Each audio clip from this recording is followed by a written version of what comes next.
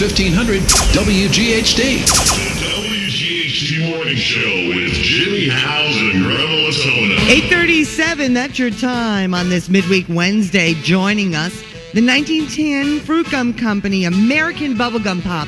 You grew up with it, you know the songs, and joining us, Frank Jeckell. From Jersey himself, the founder. Good morning. Good morning.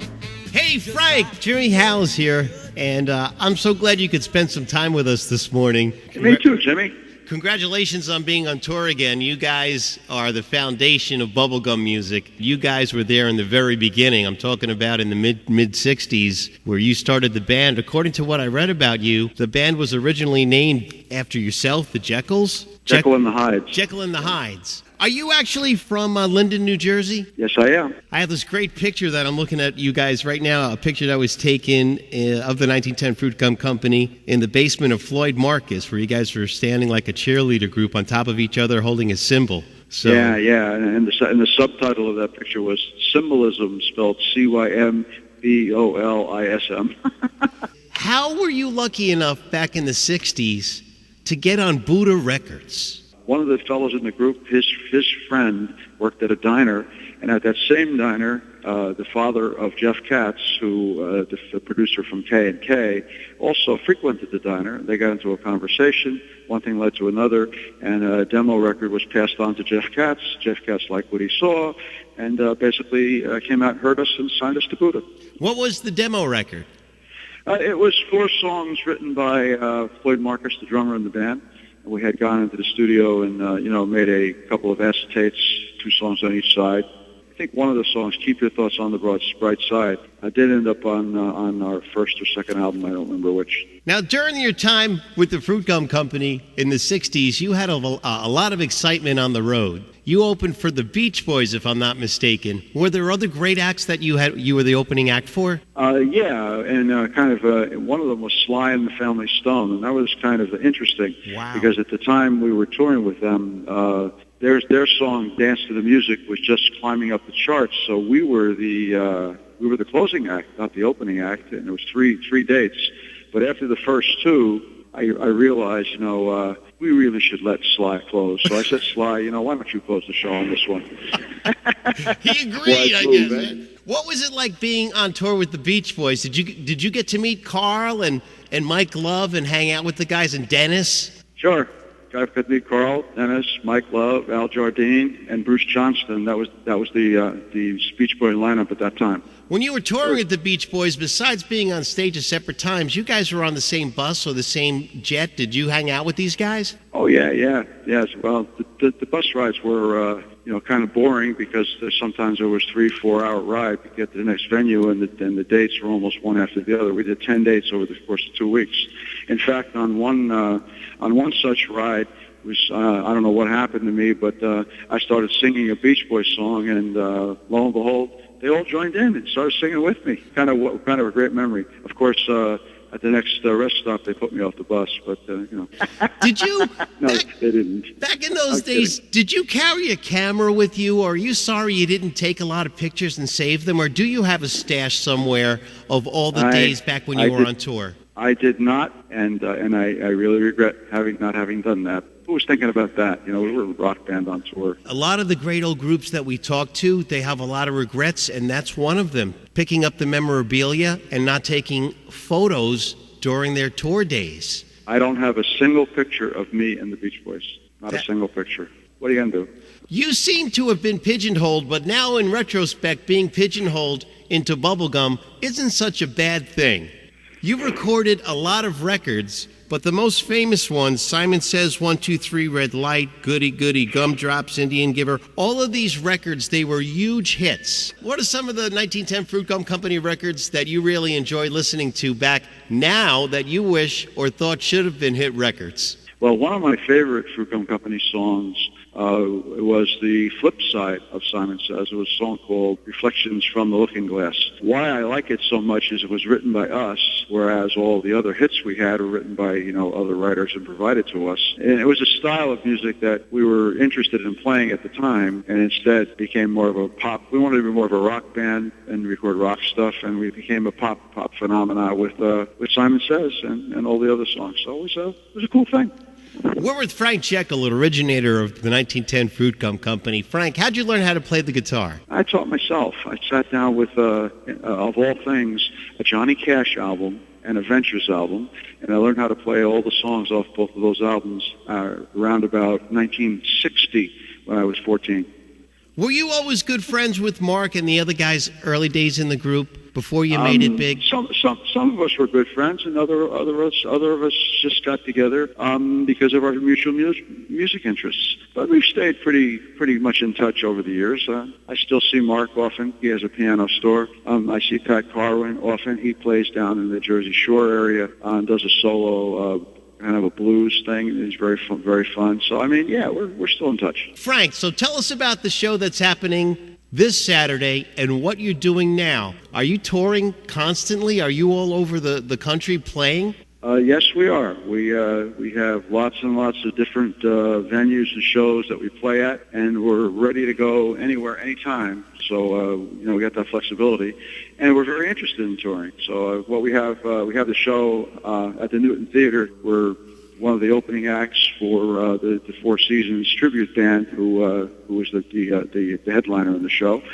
We're looking forward to that. And then later on in March, middle of March, we're doing the Monkey Convention down at the Sheraton Hotel in the Meadowlands. That's a big deal. I'm sorry, it's the Hilton Hotel in the Meadowlands. They sold it. Yeah, we did that once before, that Monkey Convention. That's a lot of fun.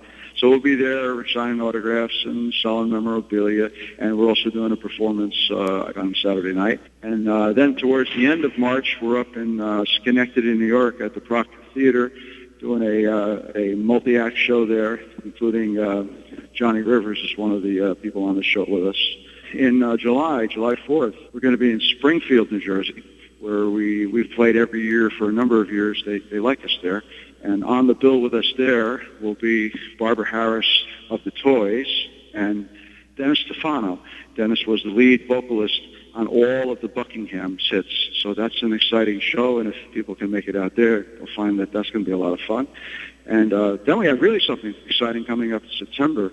We're going to be on a cruise with Royal Caribbean, a rock and roll cruise with a bunch of acts, and that is going to sail from New Jersey I think it's September 6th to the 11th, going out to Bermuda. So that we're looking forward to that. And then and later in September, towards the end, we're going to be out at Hershey Park with a multi-act show as well. All of this stuff, if you want to find more information about it, can be seen on our website, which is 1910fruitgumcompany.com. There are a lot of contemporaries that were around when you were around that are still touring. Do you ever bump into, say, Dickie Lee or Jimmy Gilmer or the Teddy Bears or Bo Donaldson or Jim Yester from the Association? Matter of fact, we just did a show. We went out to Streetsboro, Ohio, and we did a benefit show for Sonny Geraci. Sonny was the lead vocalist from The Outsiders, Time Won't Let Me, as well as Precious and Few by Climax. And Sonny had some health issues, and basically a bunch of acts got together and raised some money to help him out. And on the bill was Dickie Lee. So I had a lot of fun sitting around chatting with him because I love his stuff. I always did. I was a big sucker for those schlocky tragedy songs in the early '60s, of which Dickie Lee was king. He was the best one. We all love those. They got legs. Those songs have legs. I'm telling you. They do. And I've done shows. We've done shows with Jimmy Gilmer in the past. So he's a nice guy. Know him, and so we run into a lot of people, and it's a lot of fun. It really is getting to rub elbows with these people that had hits in the '60s that are still out there. Hey, Frank, who was the first famous person that you were lucky enough to meet when you were maybe just stopping by the studios, or maybe when you first got into the business where your jaw dropped to the bottom of your knees when you saw or spoke to them, or maybe you started shaking? Who were some of the big names that really shocked you when you first started in the business that you got to meet? Well, actually, I don't just meeting important people that were very, very key to me and that I really enjoyed would be I would put the Beach Boys in that group, and I would also I had an opportunity back in the year 2000 to have a meet and greet with Ringo Starr, and I have my picture taken with Ringo. So very proud of the fact that I was able to meet one of the remaining Beatles. Did you see their concert on Sunday night on television, or did you see that special? Did I ever? What an awesome show. Wasn't that great? Did you see all the famous people in the audience that were in awe of seeing Ringo sing Yellow Submarine towards the end? Yeah. Outstanding. Oh, it was. It was. I was glued to the television set. And there's very little on television today that can do that to me. Because, as you get older, you get a little bit jaded, and you can take TV, you can leave it, and maybe there's a show you like, and if you miss it, so what? But not this program. And I was there for every second of it. Hey, Frank, we're talking with Frank Jeckell from the 1910 Fruitgum Company. Why do you think bands like the Rascals, yourself, all of the bands that were so successful in the 60s are having a resurgence now, and people just want to see you and hear the old songs? Why do you think this phenomenon is happening now? I think they figure how much longer before we're all gone, and you better get it. You better see them while you can. That's it. That's pretty sad. Hey, pretty sad. Out of all the songs that you guys do live, which one gets the best reaction where the audience sings along? Oh, that would have to be Simon Says. Really? People like that.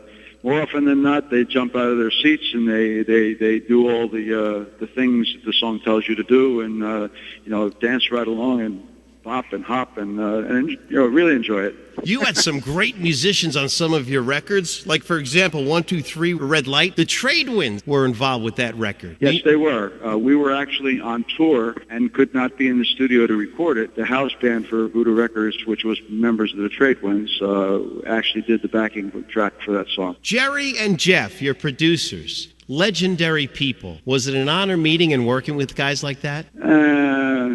I wouldn't call it an honor. It was great that we had an opportunity to make all the hits and that they were instrumental in providing an opportunity to us. But as far as being compensated, let's just say we were not. Yeah, things work out for a reason. And maybe if you made your millions and millions in the 60s, maybe you wouldn't be with us here today and you wouldn't be out there playing these great songs or keeping the music alive. Anything is possible. When you write a hit record, it's a little more difficult for someone else to take all your money away from you unless you're, not that smart and you sign away your writers' royalties and your publishing rights. And, obviously you can do that and lose that too. But if you're a little bit smart and you maintain a good piece of your writing and your publishing, you can do very, very well. For example, I was talking to Johnny from Santo and Johnny Farina, and I had gone to see another act with him and some others. And we were standing on a subway platform in New York, and I said, how did Sleepwalk do for you? He says, since we wrote it and published it and everything like that, he says, I got my house out in Long Island. He says, I put my kids through college, and I've never had to work a day in my life. All from the royalties from Sleepwalk. From that one song. One song, but that was a monster song. You are a legend. You were there. Buddah Records, one of the most famous record labels. That 45 spinning around, I could still see it. Kids were digging the songs back then. They're loving them now. Simon Says, 1, 2, 3, Red Light, Goody Goody Gumdrops, Indian Giver, Special Delivery. The list just keeps on going. And the cover songs that you guys do, right from the times. It's going to be a good show. And I want to thank you for joining us. We got an education about the music business. And you know what, Frank? You're a really nice guy. And thank you so much for having me on the show. It's always a pleasure to spend time with nice people and have some fun chit-chatting about the days going by. We'll see you Saturday. 1910 Fruitgum Company. Frank Jeckell, everybody, on WGHT. Have a great day.